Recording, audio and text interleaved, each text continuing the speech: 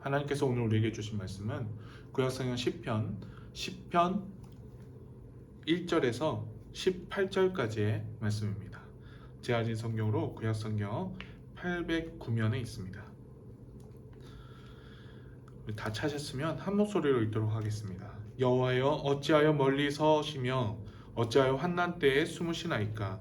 악한 자가 교만하여 가련한 자를 심히 압박하오니 그들이 자기가 베푼 꾀에 빠지게 하소서. 악인은 그의 마음의 욕심을 자랑하며 탐욕을 부리는 자는 여호와를 배반하여 멸시하나이다. 악인은 그의 교만한 얼굴로 말하기를 여호와께서 이를 감찰하지 아니하신다 하며 그의 모든 사상에 하나님이 없다 하나이다.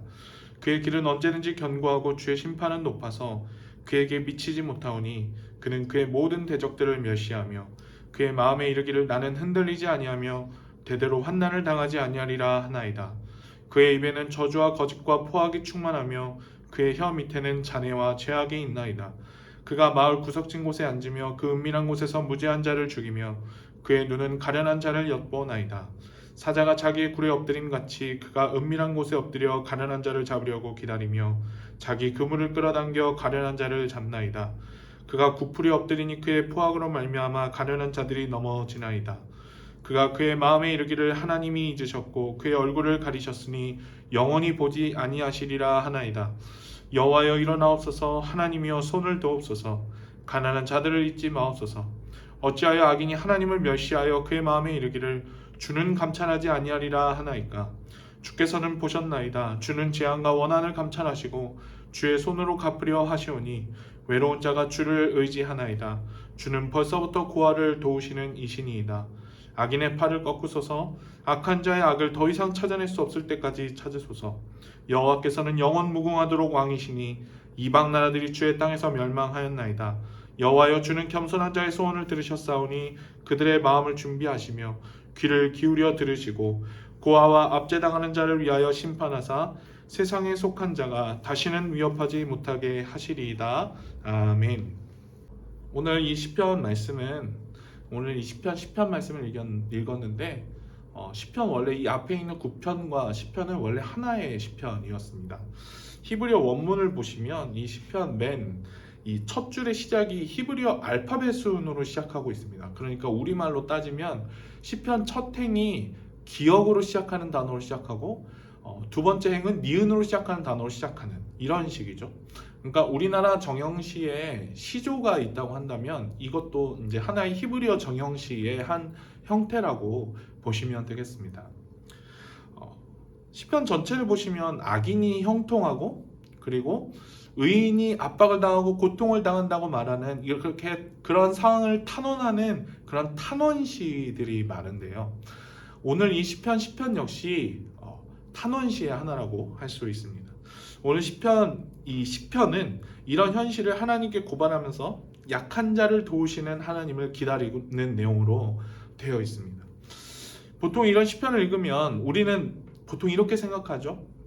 내가 약한 자의 편에, 여기서 지금 말하는 이 약한 자의 편에 서 있다고 말하고 여기서 말하는 악인은 나와는 다른 사람의 이야기라고 생각합니다. 그래서 이 시적 저자가 고통받고 있는 상황이 나와는 좀 닮았다는 어떤 시적인 그 공감을 하곤 하죠. 그런데 저는 오늘 시편 묵상을 하면서 그런 생각을 좀 해보게 됩니다. 우리가 이런 그 단정이잖아요. 나는 저 악한 사람과는 상관이 없고 그리고 나는 여기서 말하는 약한 자의 편이다. 내가 그쪽에 서 있다라고 너무 쉽게 단정해버리고 있지는 않은지 우리가 그런 생각을 잠깐 해보게 됩니다. 여러분, 우리는 다 예수 그리스도를 믿는 사람들로서 여기서 말하는 악인처럼 대놓고 하나님이 없다고 말하지는 않습니다. 우리는 하나님이 계신다 말하고 하나님이 분명히 살아계신다는 것을 믿는 사람들이지만 그리고 또 우리가 여기서 말하는 것처럼 대놓고 우리가 약한 자들을 괴롭히고 그들을 멸시하고 그리고 그들을 괴롭히는 그런 사람의 자리에 서지는 않지만 그러나 우리가 정직하게 돌아보았을 때 우리가 우리 자신의 모습을 정직하게 돌아보았을 때 여기서 말하는 이 악인들의 모습 중에 혹시 나에게도 해당되는 모습이 있지는 않은가 하는 점입니다. 여러분, 오늘 이 시편에 나오는 이 악인들의 모습은 어떻습니까? 저는 그 악인들의 모습 중에서 크게 두 가지 정도만 이 특징에 대해서 말씀드리려고 해요. 첫째는 먼저 여기 나오는 악인이 4절을 보시면, 오늘 말씀 4절을 보시면 하나님이 없다라고 말한다는 점입니다. 그러면서 이들이 하나님이 없다고 말하니까 하나님께서 계시지 않으니 내가 어떤 일을 해도, 내가 어떠한 일을 저질러도 하나님이 나를 감찰하시지 않는다라고 생각한다라는 점입니다. 여러분, 우리는 이런 악인과 같이 대놓고 하나님이 없다 말하지는 않습니다. 그런데 우리 혹시 그런 생각하지는 않나요? 내가 사업을 하면서 혹은 내가 어떤 다른 일을 하면서 내가 어떤 부정직한 일을 할 때 있잖아요. 내가 어떤 상황에서 부정직한 일을 할 때 하나님이 이 정도 상황은 눈 감아 주시겠지. 하나님이 내가 이 정도 일은, 내가 사업을 하면서 이 정도 부정직한 일은 하나님이 그래도 눈 감아 주시겠지 라는 그런 생각, 이 정도는 괜찮을 거야 하는 이런 생각, 우리 혹시 그런 생각하지 않습니까? 여러분, 우리가 만약 그러하다면 이 시편 기자가 고발하고 있는 것 같이 하나님이 계심에도 그 하나님이 없다고 말하는 그 악인의 모습과 별반 다르지 않다라고 할 것입니다. 또한 이 악인의 두 번째 특징으로 이 악인들은 힘을 숭상해요. 힘을 숭상하고 원하고 그 힘을 자랑하고, 그리고 그 힘을 다른 사람을 압제하고 다른 사람을 억누르는 데 사용합니다. 2절 보시면 악한 자가 교만하여 가난한 자를 심하게 압박한다 라고 말씀하죠. 이 악한 자는 힘을 가지고 있다는 것이죠. 그리고 그 힘을 사용하여 약한 자, 이 가련한 자들을 압박하고 있다는 것입니다. 그리고 자신에게 이 힘이 있음을 알기 때문에 이 사람들은 자기중심적이죠. 6절 말씀 보시면 그가 나는 흔들리지 아니하며 대대로 환난을 당하지 않을 것이다 라고 자신한다고 말하는데, 이들에게 이런 자랑하는 마음이 있다는 사실을 알 수 있습니다. 그런데 우리 역시 그러하지 않습니까? 우리도 여러분 대놓고 다른 사람 압박하고 멸시하거나 괴롭히거나 하지는 않으실 줄 믿습니다. 그런데 내가 다른 사람보다 우월해지기 위해서, 나도 혹시 이렇게 이 악한 자들이 힘을 갖기를 원하고 그 힘을 자랑하는 것처럼 나 역시 돈이나 재물이나 명예, 권력과 같은 그런 힘을 숭상하고 그런 힘을 갖기를 원하고, 그래서 그 힘을 자랑하고 다른 사람을 어떻게 보이든 간에 내가 저 사람들보다 낮게 보이기 위해서 그런 힘을 갖기를 원하시지는 않는가 하는 점입니다. 여러분, 특히 직장에서 어느 정도 지위에 올라 계신 분이라고 한다면 이 점을 특히 또 잘 돌아볼 필요가 있어요. 내가 가진 힘을 사용해서 나 자신의 이익을 추구하지는 않는지, 그리고 내가 그 이익을 추구하는 과정에서 다른 사람의 희생쯤은 감수해도 되는 정도로, 내가 그건 아무렇지 않아도 되는 정도로 그렇게 여기고 있지는 않은지 우리 자신을 돌아볼 필요가 있습니다. 여러분, 그런데 반대로 지금 시편 기자의 상황은 어떻습니까? 그가 정확히 어떤 상황인지는 사실 이 시편에서 설명을 하고 있지 않기 때문에 알 수는 없지만, 그러나 오늘 말씀 통해 추측해 볼 수 있는 그의 모습은 그가 지금 압제를 당하는 상황이고 괴로움을 당하는 상황이라는 건 알 수 있죠. 또 여러분, 12절에 나오는 것처럼 그는 가난한 사람일 수도 있고요, 14절에 나오는 것처럼 그는 외로운 사람이거나 혹은 부모가 없는 고아였을 수도 있습니다. 여러분, 그리고 무엇보다도 중요한 것은 그가 앞에서 고발한 이 악한 자들로부터 지금 괴로움을 당하고 있는 상황이라는 점입니다. 여러분, 성경은요, 이 약함 자체가 미덕이라고 말하지는 않습니다. 그렇다고 우리가 다 강해져야 된다 이렇게 말하지도 않지만, 약함 자체가 좋은 것이다 라고 말하지는 않아요. 그런데 중요한 게 있습니다. 성경은 약함 자체를 미덕이라 말하지 않지만 우리가 그 약함의 모습을 통해서 하나님을 의지하고 하나님을 더 사랑하는 그런 삶의 자세는 미덕이라고 말한다는 점입니다. 여러분, 이게 중요한데요, 오늘 시편 기자 역시 이러한 상황을 하나님께 올려드리면서 하나님께 이 상황을 해결해 달라고 지금 호소하고 있습니다.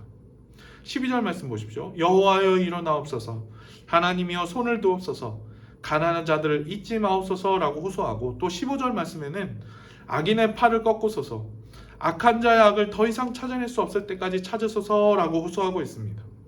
여러분, 이렇게 시편 기자와 같이 나의 약함의 모습을 통해 이렇게 하나님께 나의 약함을 호소하고 주님께 도와달라고 간구하는 그런 삶의 모습은 우리 신앙인들이 가져야 될 삶의 자세라고 성경은 시편뿐만 아니고 모든 성경의 전체에서 그렇게 우리에게 말씀하고 있습니다.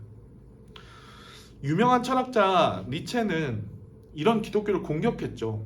우리 성도님도 아마 들어보셨을 것입니다. 기독교가 하나님을 의지하는 이런 마음의 자세를 강요한다고 말하고, 그래서 그렇게 하나님 없이는 살 수 없는 나약해 빠진 인간을 재생산해내는 그런 노예도덕이라고 비판했습니다. 니체는 그렇게 기독교를 공격했지만, 그런데 일견 그런 모습이 맞아 보일 수도 있지만, 그러나 니체가 간과한 것이 하나 있어요.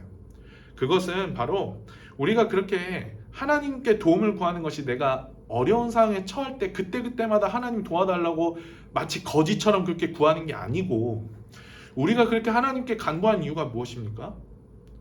우리 하나님 사랑하잖아요. 하나님도 우리를 사랑하시는 걸 알기 때문에 우리 또한 하나님을 사랑하지 않습니까?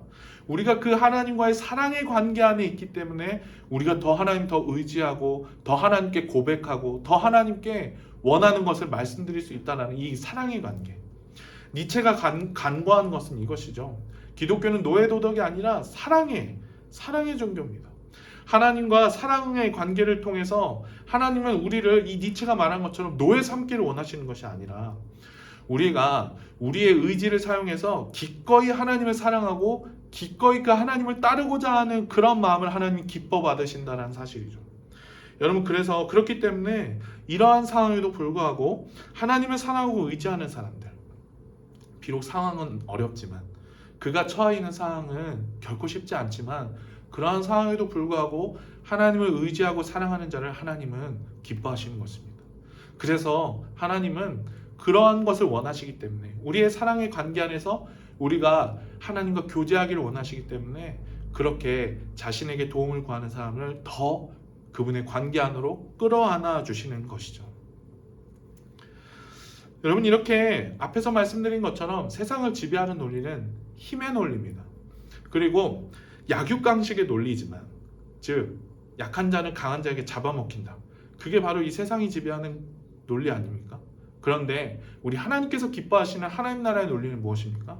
바로 앞에서 말씀드린 것처럼 사랑의 논리입니다. 그 하나님과의 사랑의 관계, 그리고 그 하나님 나라에 나와 같이 속한 다른 사람들을 더 사랑하고 그들을 섬겨주는 그런 사랑의 관계. 그것이 바로 하나님 나라의 논리죠. 우리 사랑하는 성도님들은 이 두 가지의 완전히 다른 이 논리 중에 무엇을 더 갖기를 원하십니까? 어떤 논리를 따라 이 세상을 살아가기를 원하세요? 바라기는 우리가 은연중에 따르고 있는 이 세상의 논리를 저버리고 우리가 그것을 과감히 내어버릴 수 있게 소망합니다. 하나님은 그런 마음의 자세를 원하지 않으세요. 우리가 힘을 더 갖기를 원하고 그 힘을 통해 다른 사람을 더 억누르는 그런 모습으로 나아가기를 원하시는 것이 아니라, 하나님은 사랑의 논리를 통해 하나님과 더 사랑하고 그리고 그 사랑을 이웃에게 베풀어 주기를 원하는 그런 삶의 모습을 기뻐하신다는 사실, 우리가 그것을 기억하고 우리가 그 하나님을 더 의지하고 그 하나님을 더 사랑하고 그 하나님과 더 동행하는 삶의 자세로 나아갈 수 있기를 간절히 소망합니다. 같이 기도하겠습니다. 하나님 아버지, 감사합니다. 주님, 우리로 하여금 이 귀한 시편 말씀을 통해 주님의 말씀을 들을 수 있도록 인도해 주시니 참 감사합니다. 주님, 우리가 세상의 논리를 사랑하고 있는 마음이 우리 마음 가운데 있지는 않은지 주님, 우리 자신을 돌아봅니다. 만약 우리 가운데 그러한 마음이 있다면 주님, 그러한 마음들을 과감히 내어버릴 수 있게 도와주시고, 주님, 우리가 그러한 세상의 논리보다 하나님 나라의 논리, 사랑의 논리, 섬김의 논리를 더 따르고 원하며 추구할 수 있는 우리 삶이 될 수 있도록 인도하여 주시옵소서. 오늘 하루가 그러한 삶이 되기를 원하고, 오늘 하루가 그렇게 하나님께서 기뻐하시는 삶으로 나아갈 수 있는 우리 모든 성도님들 다 될 수 있기를 주님 축복합니다.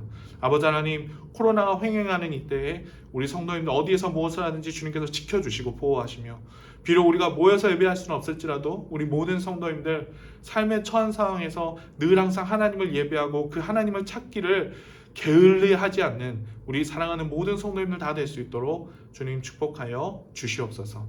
감사드리며 사랑이 많으신 예수님의 이름으로 기도합니다. 아멘. 사랑하는 우리 성도님 여러분, 오늘 주신 말씀을 기억하고 우리가 계속해서 기도의 자리로 나아갈 수 있기 바랍니다. 같이 기도하겠습니다. 아버지 하나님, 감사합니다. 주님, 우리로 하여금 말씀을 듣고 기도할 수 있는 은혜 주심을 참 감사합니다. 주님, 우리를 도와주시고 주님, 세상의 논리를 더 따르기를 원하는 우리의 마음을 내어버리고 하나님을 더 찾고 찾으며 하나님을 사랑하며 그 하나님을 더 의지하는 하나님 나라의 논리를 따라 살아갈 수 있는 저희들 될 수 있도록 주님 인도하여 주시옵소서. 주님 감사합니다.